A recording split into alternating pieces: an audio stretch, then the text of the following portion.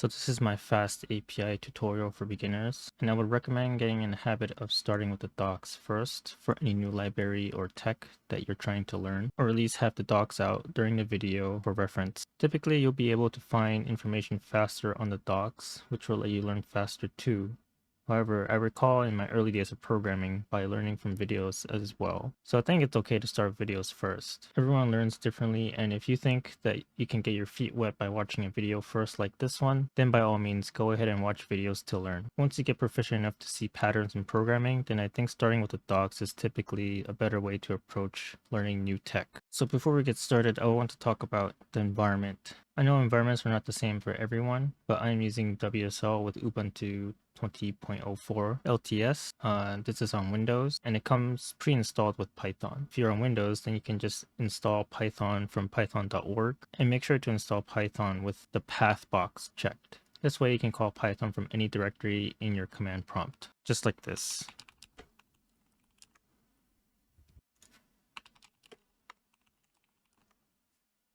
The main commands I use are coming from Python, so it should be the same for any other environment or OS. Alright, so let's get into the installation of FastAPI. FastAPI and installation. Alright, so let's make our environment first. Alright, so let's activate our environment back here. I will also install HTML templating library recommended by FastAPI. So if you look up templates, see that FastAPI recommends Jinja 2. So next, let's get a running FastAPI project really quick. So going back to the docs, we can look at the example here, create it. So let's and paste it here. And now next, it says we can run the web server with this command. Let's test it out. And we get hello world, which is good. And I'm going to make a really quick script to run this command because I don't want to type it every time I need to run it. All right, so let's start organizing our endpoints into routers. And we can get rid of the home, rid of this, make a directory called routers. This is where our routers will live. And we'll have a home router. So FastAPI import API router. We also need request as well. And we'll make router equal to API router.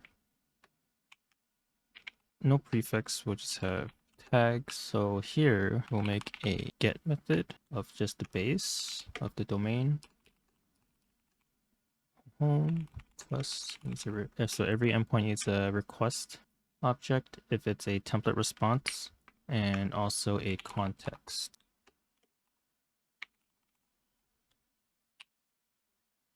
And then we need to return the template here, right? So return template. So let's make our templates. So let's make a directory called templates. In here, we will make another directory that's the same name as our router. So it can kind of match with each other.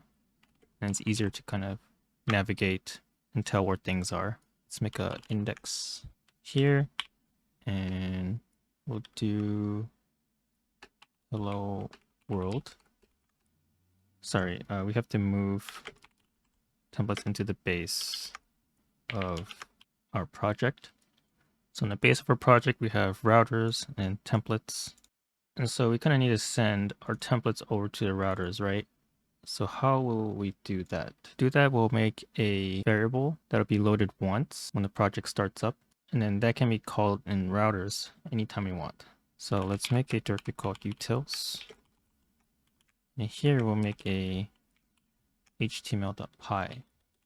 So this html.py will hold all of our HTML related assets. So from FastAPI.templating, import two templates, and templates will equal to this, and the directory will be templates, which is, so this is calling from the base of the project, you know, like where our routers folder is. And so the templates folder will be in here. And while we're making our templates, let's make our static stuff as well. So from FastAPI.static files, port static files. We also need to import main to get our app. Let's make a function that mounts our static files. So main.app.mount will be a static folder in the root directory static and name equals static. Okay. So here, let's make our static folder. And here, let's make a quick CSS file. We'll style our entire body of the home page. Background, be some kind of dark color. And then the color will be some kind of light, the words. And actually to demonstrate some directory paths, let's make a CSS directory here to home, or sorry, CSS. So now our static folder will look something like this. We'll have a CSS path with all our CSS in it. And then our templates folder, something like this. It'll have our router name and then the HTMLs. Okay, so setting up our static files will let us use it in our templates. So let's go to templates and let's import our home.css into this template. So I think it was something like link, right? Dial sheet ref. And here, this is how we will use our templating syntax. So it's a URL for, the name is static. And then the path in static is css/home.css, right? So we can do that. And let's actually mount our static files in our app and also our router. So from routers, import home. From utils, import mount static. Here we will mount static right after we create our app and include our router, and that'll be home.router. And let's get this a run. And now we can check. Now we can check on our local host.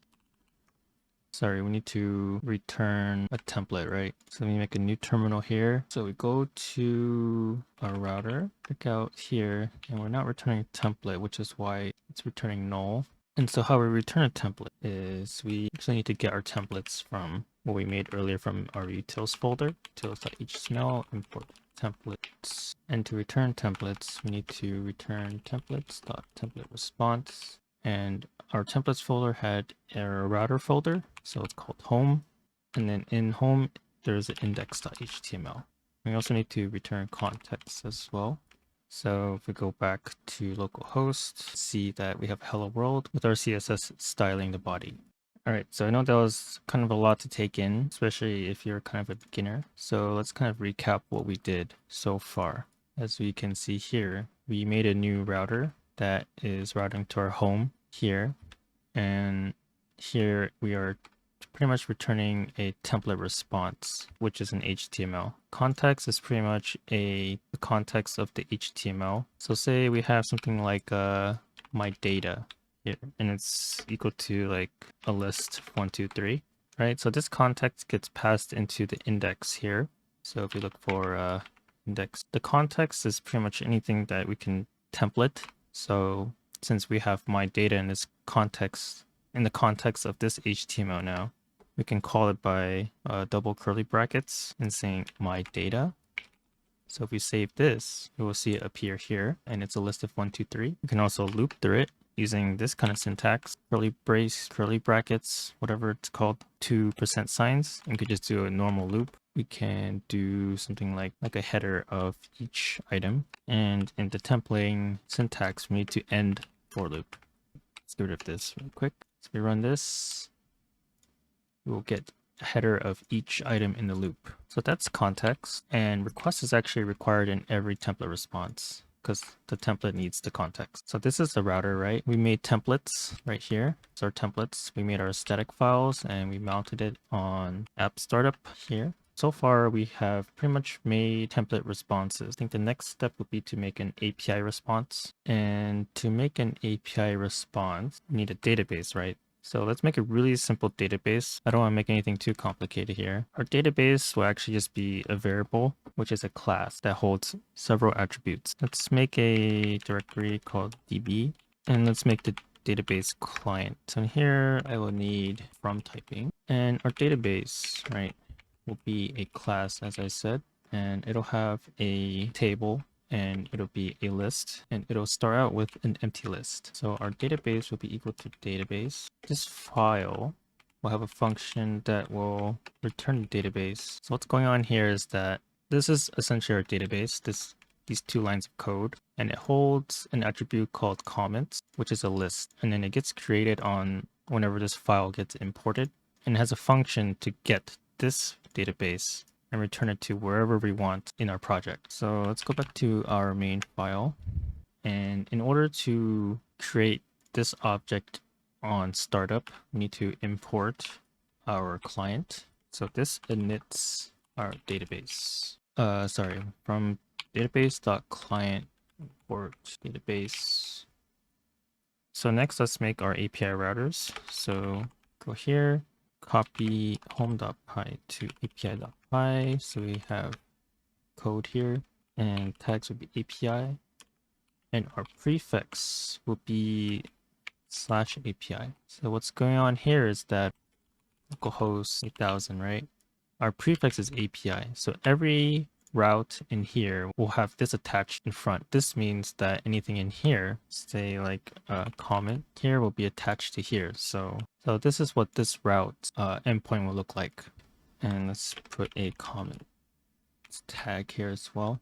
So actually, since this is only for comments, let's make it just like this. Sorry, comment. So let's make an endpoint that adds to our database. Okay, comment create needs to be create, and this is actually a post request, not a get. So for response, we will return a JSON response. API.responses import JSON response, and in here it will return JSON response, and in JSON response it takes a dictionary context, so you actually don't even need a request. So let's test out this endpoint really quick. So we can just use anything. This is Perl, or you can use what I use, which is HTTP, I guess. So I post localhost 8000 /API/comment create post. And that's because I don't have it in main yet. So we need to include our API router, the API, import API. So we post and we get our message. So that's good, the API works. Let's make some models for our data that we expect. So in utils, let's make a request model. And in here, we can make our base models. Pedantic import our base models for our expected request data. Comment, create data. So when we post to create a comment, right? What do we expect? We expect content of the comment. Content will be a string. I think most people will have kind of mixed feelings about the utils folder. And you can restructure helper type methods own way if you want to. So let's go back to our API router. And in here, we will import our thing we just made here. And so I kind of realized halfway through recording that the font size was a little bit small. So I'll kind of just make it a little bit bigger now. The cool thing about FastAPI and Pydantic is that you can create these models that'll just consume the user's data from a post request. So if we kind of just do like data, comment, create data, any data that comes in here and matches anything that's inside of this class, so like content, will just automatically fill in to this kind of object. So say we have a message and we can do data.content just to show what's going on. And if we do something like content is equal to world, we get back hello world. And the other cool thing about this setup is that it also handles validation. So say we have a random key, right? Hello world. We get back a 422 response, and it tells us what we're missing. Content is missing, right? So let's tie in our database to insert whatever that's coming in here, the content of the comment, into our database that has our comment list. We had a folder called database, or sorry, DB. So in DB, we have a file called client, and we can import get session, which is getting our database, get our database. So session equals get session. And this is like a session of our database. So in session, we can see that we have comments, and it's a list. Actually, this typing thing says that it's a list of unknowns. So let's kind of fix that really quick. So this should be a list of string actually here, and then now we can see list of string, right? So dot append data dot content, which is a string, and then now let's see if it actually appends, right? So let's return our comments. So let's post hello world. We get hello world. Post it again. It's like orange. And I see that we have orange in the list, right? We can even do like banana. So our database is kind of just growing. So this is an in-memory database where if the app shuts down, right? If we shut down the app, rerun it again, and we try to post again, say like Apple, see that the database resetted.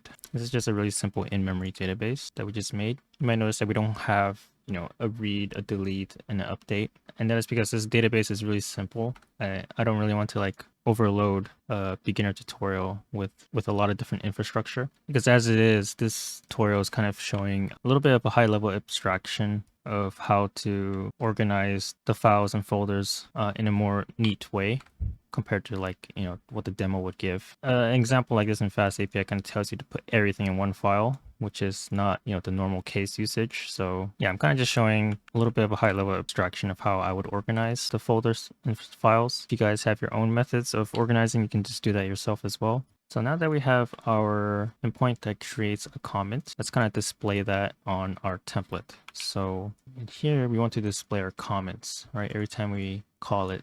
So let's go to our home router. And we want to pass our database into the context so that we can use that context in this index.html.